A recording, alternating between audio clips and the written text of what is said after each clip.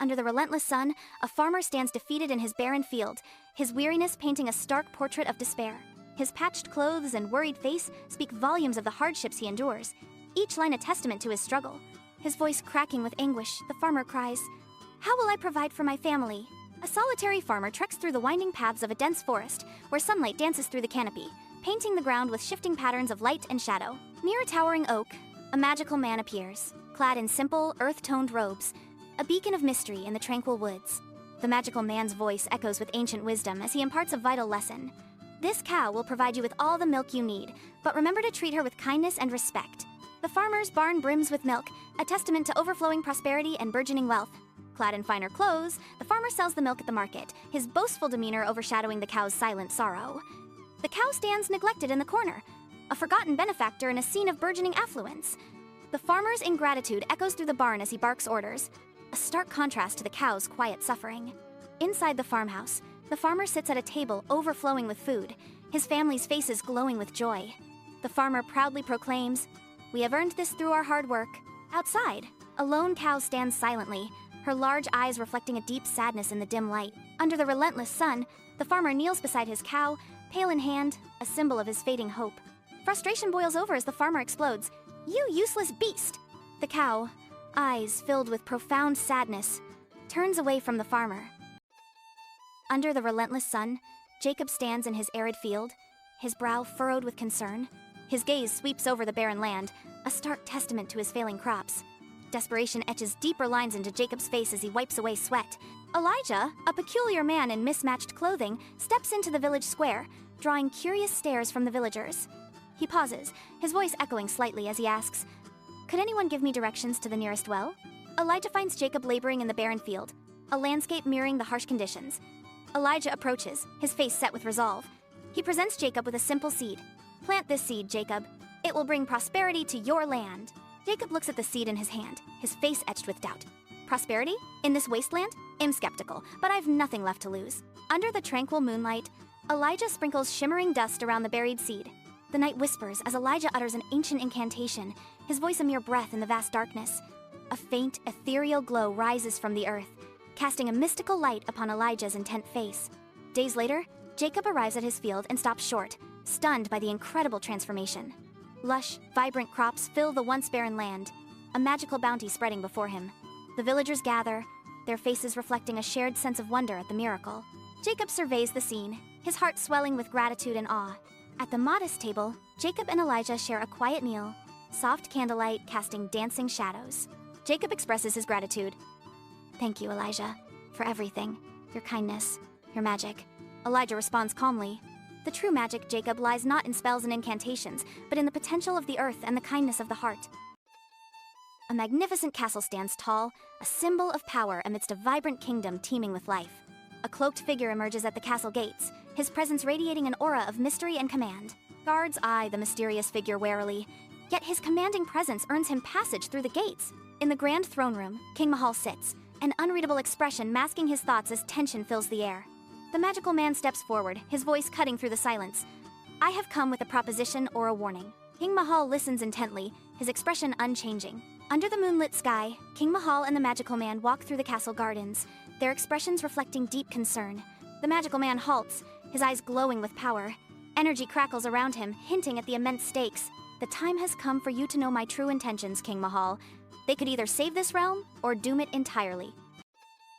The village square comes alive with the energy of daily life, as Elder Li, a kind-faced man with twinkling eyes, entertains the children with small acts of magic. Snow, Elder Li's loyal pigeon, perches peacefully on his shoulder, cooing softly as the magic unfolds. Elder Li sits hunched over his wooden table, his brow a storm of worry as he pores over ancient texts under the dim glow of an oil lamp. Snow, a fluffy white cat, perches gracefully on a nearby shelf, her eyes filled with unnerving intelligence as she watches Elder Li. The wind howls outside, rattling the windows as Elder Li speaks. "The signs are clear, Snow. The drought is coming, and our village is not prepared." Under the scorching sun, the cracked earth tells a story of drought as villagers gather, their eyes searching the horizon for any sign of hope. Elder Li arrives, his steps slow but firm, Snow perched on his shoulder, a beacon of hope in the desolate landscape. Snow soars above the parched village, her sharp cry piercing the silence as she dives towards a barren patch of ground. Guided by Snow, Elder Lee reaches the hidden spring. The earth trembles as he chants, water gushing forth, bringing life and hope to the land. The village square bursts with joy as villagers celebrate, their gratitude directed towards Elder Lee and Snow. Elder Lee beams, acknowledging the heartfelt appreciation of the villagers. Snow dances through the crowd, playfully nipping at the children, filling the air with laughter. In the heart of the forest, a crow, clutching cheese in its beak, claims its perch atop a towering tree. The crow eyes its prize with obvious satisfaction. A fox appears, its gaze immediately drawn to the crow perched high above, clutching cheese. The fox's eyes gleam with longing as it sees the crow with the cheese. The fox begins its flattery. "Oh, beautiful crow, your feathers are so glossy and your eyes shine like stars. I've heard you have the most enchanting voice." The crow, perched high on the branch, preens, visibly flattered by the fox's honeyed words. The fox speaks, its voice smooth and persuasive. "If your voice is as beautiful as your appearance, you must be the queen of singers. Would you honor me with just one song?" The crow, unable to resist the allure of praise, puffs out its chest, preparing to unleash its song. High in the forest canopy, a crow sings, unaware of the cunning scheme unfolding below. The crow's song turns to sorrow as its prize falls, a tempting morsel for a sly fox. With swift cunning, the fox seizes opportunity, devouring the cheese in a single, triumphant bite. The crow's dismay deepens as it realizes the trickery, while the fox smirks with undeniable triumph. Having savored the stolen cheese, the fox trots triumphantly, disappearing into the forest's embrace. Left in solitude, the crow watches the fox vanish, its dark eyes reflecting a bitter lesson learned. The forest whispers, "Mock the crows, foolish pride," each rustle and chirp a reminder of its folly. Mika, a lively monkey, swings playfully from tree to tree, his laughter echoing through the forest. Finley, a sly fox, watches from below, his eyes gleaming with amusement. Mika leaps down, and the two engage in a game of chase, their movements fluid and joyful. Mika and Finley, in inseparable harmony, share berries and tender moments by the tranquil riverbank. Finley gestures towards a distant island, his eyes sparkling with adventure. That island holds the sweetest fruits imaginable. Finley proposes, "I propose a journey," promising Mika a feast beyond his wildest dreams. Mika nods eagerly, her eyes reflecting the sunlit river, brimming with excitement for their adventure. Finley grins, then turns, offering Mika a ride across the river on his back. Mid-river, Finley halts, his expression twisting from joy to sinister amusement. Finley reveals his deception. "There aren't any special fruits on the island, Mika. I just wanted to use you, for my own amusement," then bursts into mocking laughter.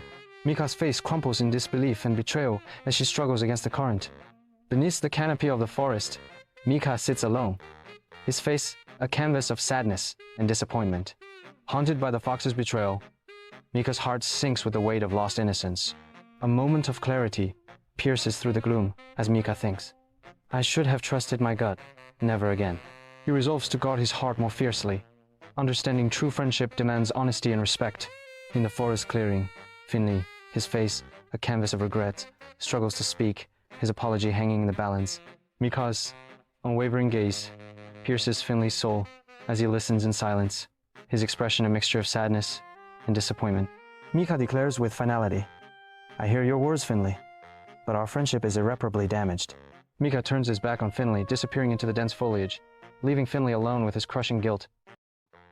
A clever fox and a dog, initially wary of each other, find themselves in a series of encounters where their intelligence and cunning are tested.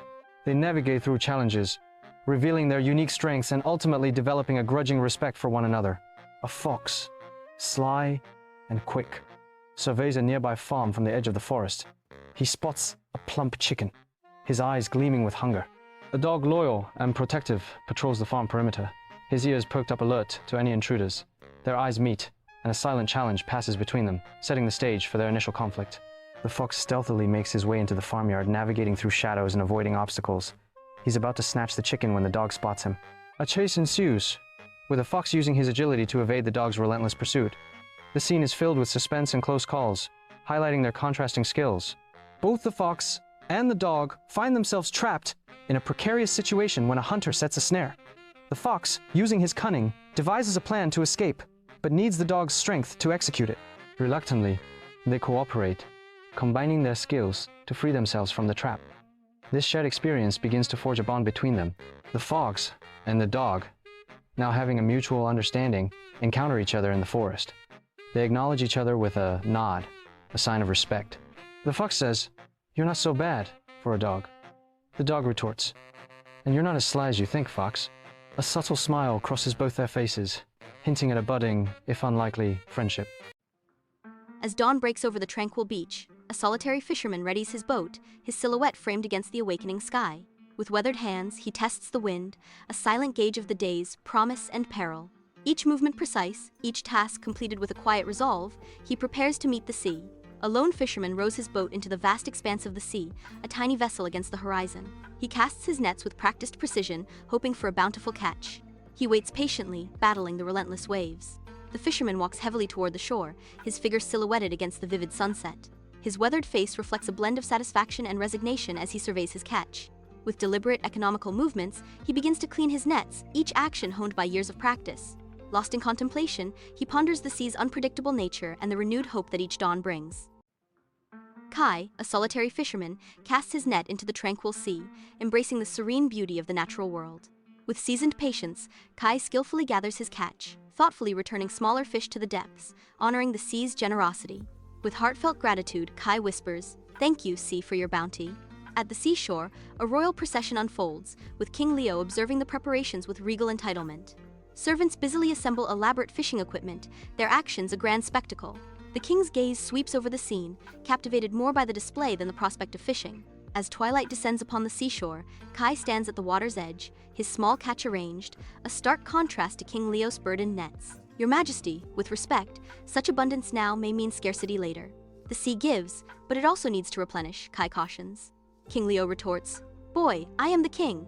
These seas are mine to take from as I please." "But what good is a kingdom without fish, Your Majesty?" Kai questions, his eyes reflecting concern. A flicker of understanding crosses King Leo's face as he looks from his overflowing nets to Kai's humble catch. King Leo returns to the serene seashore, clad in simple attire, a solitary fishing rod his only companion. Kai greets King Leo with open arms and a genuine smile, a symbol of acceptance and renewed friendship. Side by side, they cast their lines into the calm sea, sharing a moment of quiet understanding and mutual respect. The king has returned, transformed, finding contentment in the simple act of fishing and the beauty of nature that surrounds them. As dawn breaks over the fishing village, the sky bursts into vibrant hues of orange and pink, illuminating the colorful boats. Elijah, his face a testament to years spent battling the elements, meticulously prepares his net, readying himself for the day's toil. Brief greetings are exchanged as Elijah sets out towards the open water. Elijah is alone in his small boat, facing the vast and unpredictable sea. He casts his net into the water, hoping for a bountiful catch. Patience and respect for the sea are the fisherman's greatest tools. A furious tempest descends upon the sea, challenging Elijah's resolve. Waves tower over him, threatening to swallow his small boat whole. He battles the relentless storm, slowly guiding his battered vessel back to the village. Villagers rush to assist him, their faces etched with worry as they help secure the boat. As evening descends on the village shoreline, Elijah sits by the fire, his weathered face reflecting the dancing flames. His family gathers around him, their faces lit by the fire's glow, as Sarah asks, "Father, tell me about your day at sea." Elijah recounts, "It was a fierce one, Sarah. A storm rolled in, testing the strength of my boat and my resolve. The sea can be a cruel mistress if you don't respect her power." He reflects, "I've spent my whole life on these waters, faced storms, droughts, and moments of pure, breathtaking beauty. It hasn't always been easy, but the sea has provided for us, and our community has always supported each other." Elijah concludes, "The simple joys, Sarah, those are what matter. The feel of the sun on my skin, the camaraderie with my fellow fishermen, and coming home to my loving family. These are the treasures the sea has given me." At the village entrance, a royal carriage appears, kicking up dust as it halts before the awestruck villagers. The king emerges, his simple attire failing to mask his regal presence. The village elder bows deeply, a gesture of respect tinged with apprehension. The king's voice cuts through the silence. "I wish to meet the most skilled fishermen in the village." Beside the tranquil river, King Edward and the farmer Thomas sit in quiet companionship, nature's symphony surrounding them. Thomas gently guides Edward. "Just a gentle flick of the wrist, Your Majesty. Not too hard, or you'll scare the fish away." Edward's frustration rises. "Flick? It feels like I'm going to launch the rod into the next county." Thomas offers words of wisdom, "Patience, Your Majesty. Fishing is as much about patience as it is about skill." Edward reflects on his own existence. "Perhaps too simple, Thomas. A king's life is never simple." The village square thrives with joy as the king and Thomas share a simple meal with the villagers. Edward watches, moved by the genuine warmth and strong sense of community. Edward expresses his gratitude. "Thank you, Thomas, for today's lesson. It was about much more than just fishing." Edward makes a heartfelt promise. "I promise I will return." A lone fisherman challenges the sea's fury, his weathered face a testament to years of relentless battles. With practiced precision, he casts his net into the turbulent waters, seeking reward in the ocean's depths.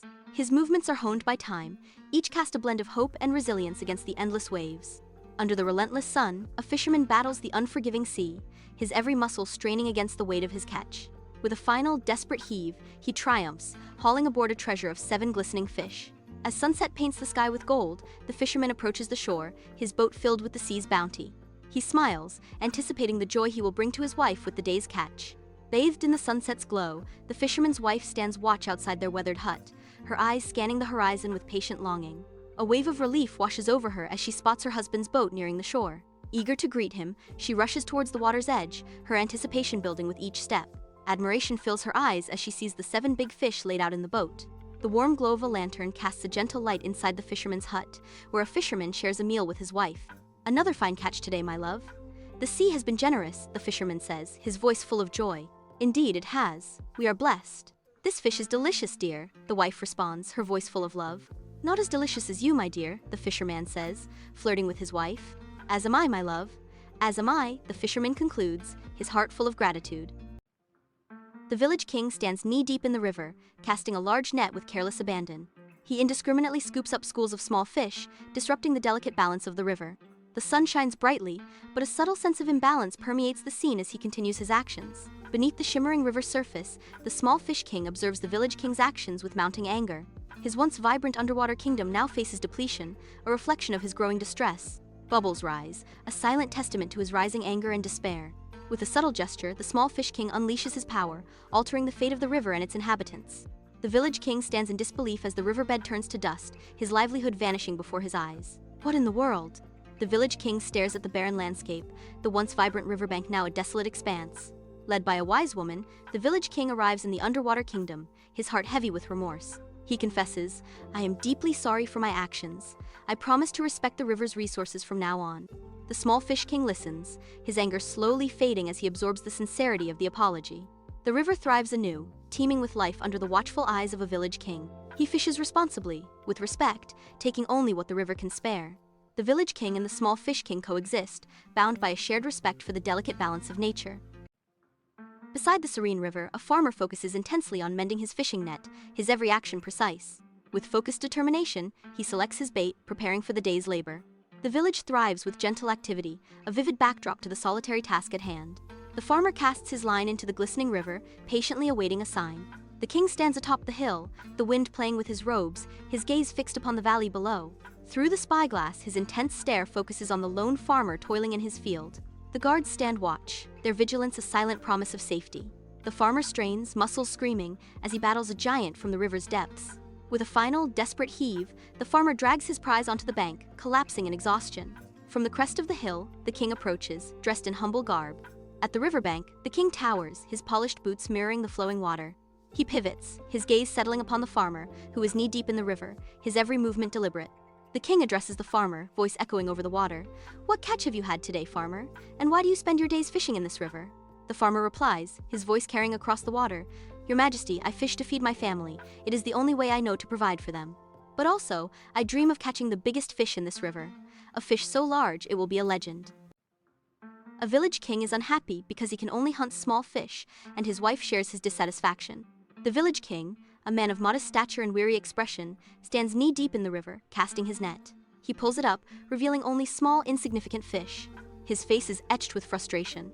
Villagers nearby cast sympathetic glances but continue their own, more successful fishing. The king sits at a rough-hewn table, picking at a meager meal of the small fish he caught. His wife, a woman of sharp intelligence and ambition, watches him with barely concealed disdain. She says, "Is this all we are destined for? To eat tiny fish and live in this humble hut?" The king sighs. "What else can I do? The river offers little else." The king addresses his villagers, attempting to rally them to improve their fishing techniques and explore new fishing grounds. He speaks with passion, but his words are met with polite but unenthusiastic responses. His wife observes from the sidelines, her expression suggesting she believes he's wasting his time. A rival village elder subtly undermines the king's efforts with cynical remarks. The king and his wife argue late into the night. She urges him to take more drastic measures to increase their power and wealth, suggesting alliances with neighboring villages or even more forceful tactics. The king is hesitant, torn between his desire for a better life and his sense of justice and fairness. The scene ends with the wife planting a seed of doubt in the king's mind, hinting at a path to greater power through less honorable means.